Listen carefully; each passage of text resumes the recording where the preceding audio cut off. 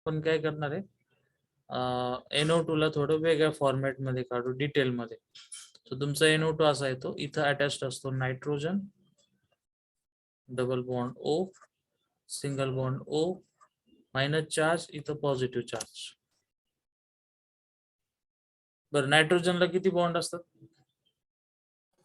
3 सध्या किती? 4 4 आहे. सध्या तुमच्याकडे 4 आहे. 4 बॉन्ड असताना त्यामुळे त्याच्यावर चार्ज कोणता आलेला आहे? पॉझिटिव्ह. पॉझिटिव्ह चार्ज आला. बरं, ठीक आहे. आता काय करायचं बघा.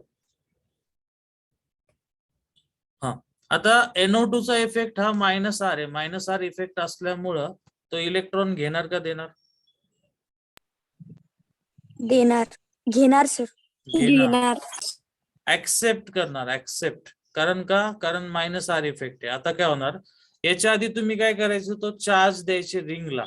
चला, आपले जे रूल आहे ते रूल आता आपण एकदा रिवाइज करू, म्हणजे तुम्हाला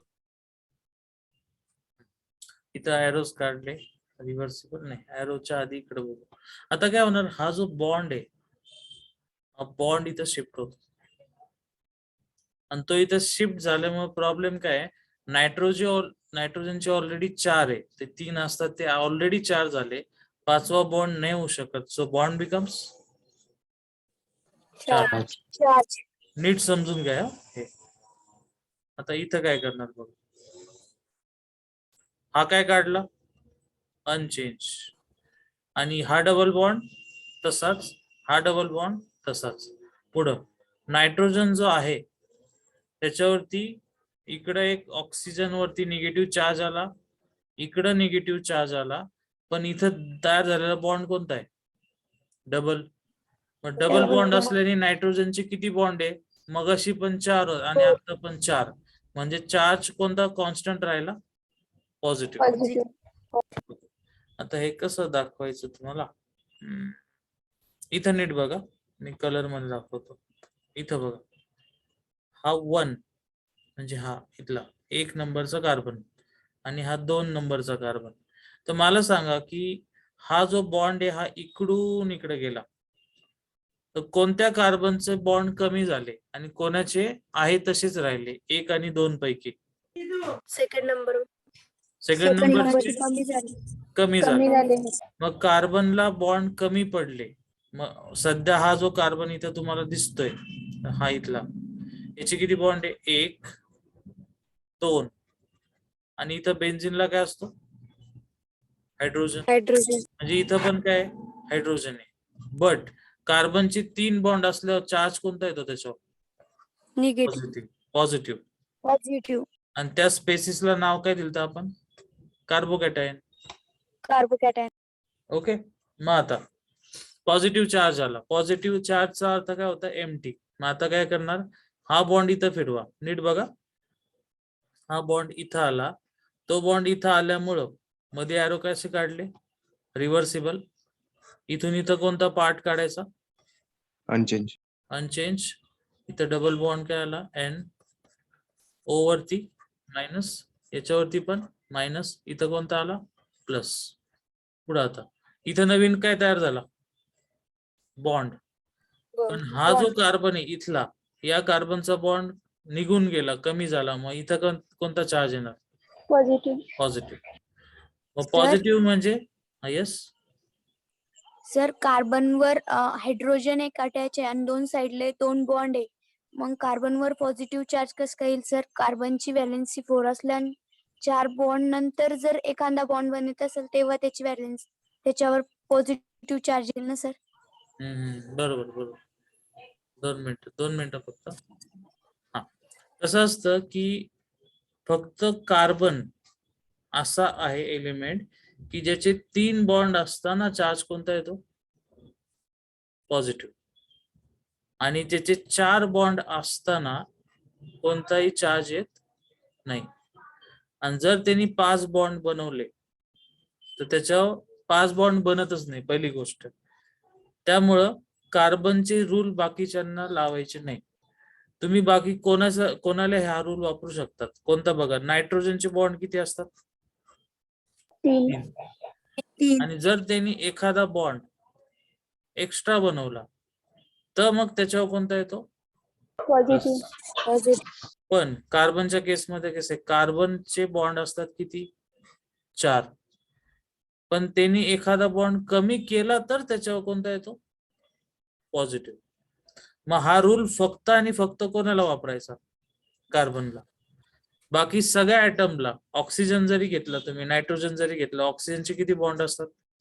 2.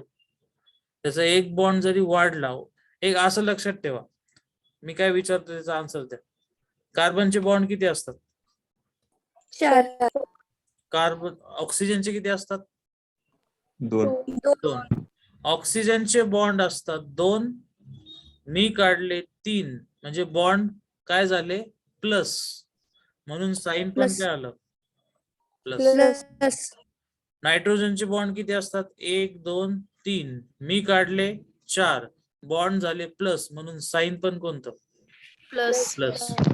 पण कार्बनच्या वेळेस स्टोरी उलटी होती. कार्बनचे बॉन्ड असतात 4, झाले 3, म्हणून साइन कोणतं आलं? प्लस.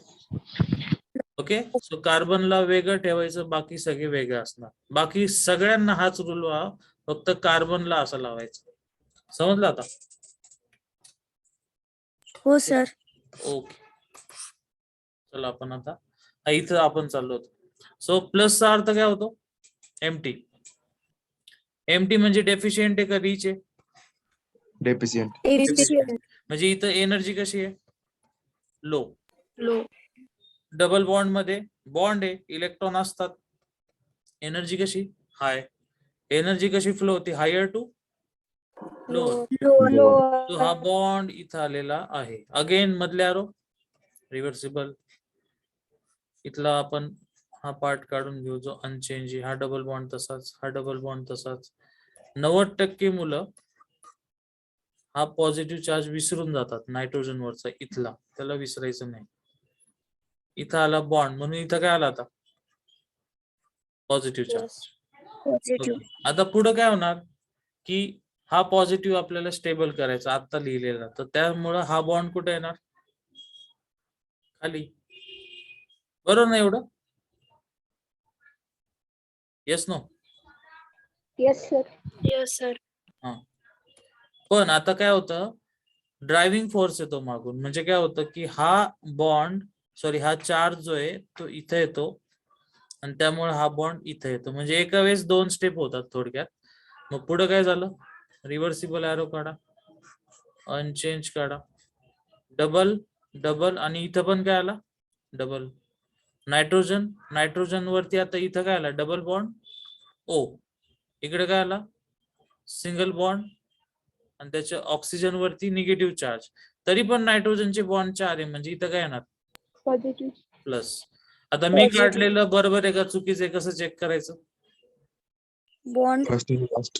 अपोजिट. बघा बरं, बॉन्ड चेंज झाले का? झाले चेंज? हो सर. ठीक आहे. आता समजलं का नाही? समजलं सर. परत सांगा सर. परत सांगायचं. परत सांगायला मला परत काढायला लागेल. चल सगळ्यांनी नीट बघा आता. चला स्ट्रक्चर तुम्ही बोला आता. सुरुवातीला काय काढू? Benzene ring. Benzene ring. ठीक आहे, मी काढली बेन्झीन रिंग. त्याच्यावरती काय जोडू?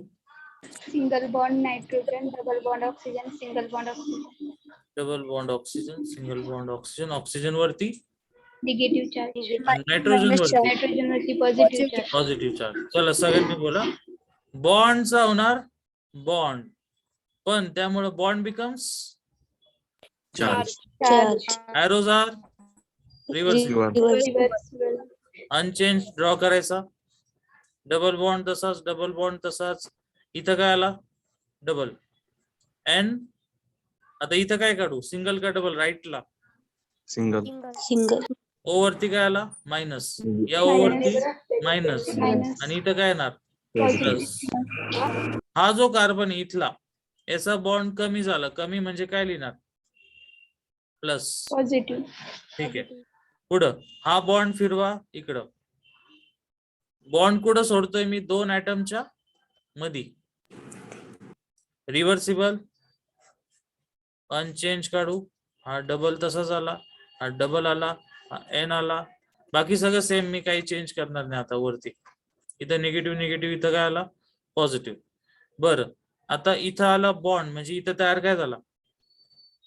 Positive. Charge, positive charge. So हा बॉन्ड आता इथं येणार. परत एरो रिव्हर्सिबल. इथं काय आला? डबल. इथं काय आला? डबल. आणि इथं चार्ज कोणता आला? प्लस. पॉझिटिव्ह. इथं डबल बॉन्ड एन, ओ वरती मायनस, या वरती मायनस, इथं काय आला? प्लस. आता पुढच्या स्टेपला charge becomes bond bond. And bond becomes charge. Charge. So इथं तो तुमचा जो बॉन्ड आहे तो चार्ज होतो, पण तो त्या प्लस चार्जला काढून टाकतो, म्हणून त्याचा बॉन्ड तयार होतो थोडक्यात शेवटी. सो एक आपण इथे ऍक्च्युली काय केले, असं का केलं ते पण समजून घ्या. मला एक सांगा, पहिल्या स्टेप मध्ये जे काय केलं तेच आपण सेकंड लास्ट स्टेप मध्ये रिपीट करतोय का? बघा, अपोजिट उलट करतोय का? हो सर. हो बरोबर. सर. हा. त्यामुळे आपण तसं केलं ते. आणि देन रिंग काढा. हा डबल तसंच, हा डबल तसंच, हा डबल तसंच. इथं एन, एन वरती charge positive. Positive, O minus, इथं ओ मायनस. बघा, पहिलं आणि शेवटचं अपोजिट झालेलं आहे. सो हे सर झाले तिथे डबल बॉन्ड पाहिजे ना, कुठं? नायट्रोजन आणि ऑक्सिजन मध्ये. अच्छा, हा हा बरोबर. इथं डबल, तिथं चार्ज नाही येणार आता. सो इथं काय आला? डबल. समजलं आता? हो सर. चार्ज नाही पाहिजे सर. हा, तो काढतो. हेच केला, लिहून टाका.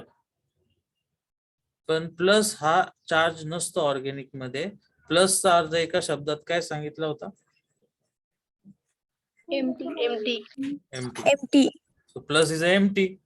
म्हणजे आपण ज्याला चार्ज म्हणतो तिथं काहीच नाहीये. मग राहिला कोणता आता? मेटा. ओके.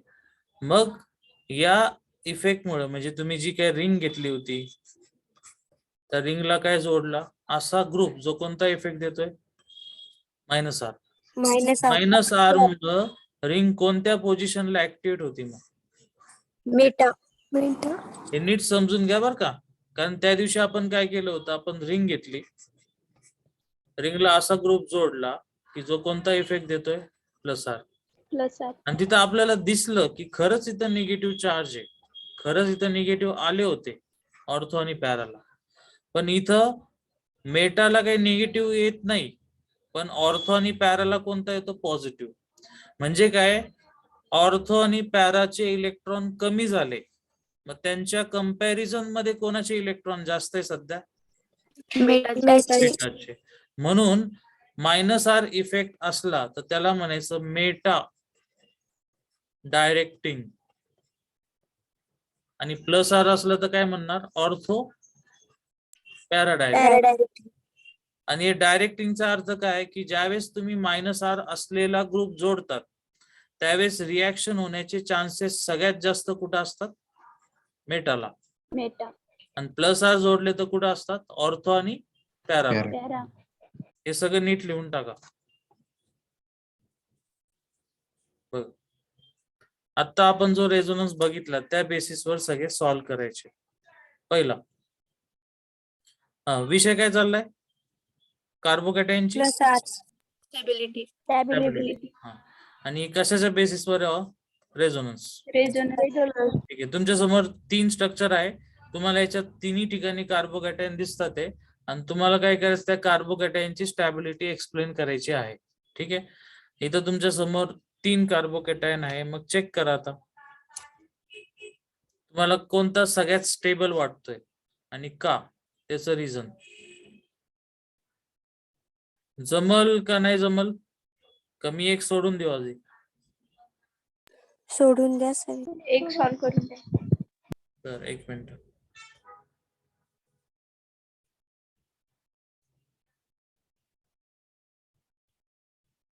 येस.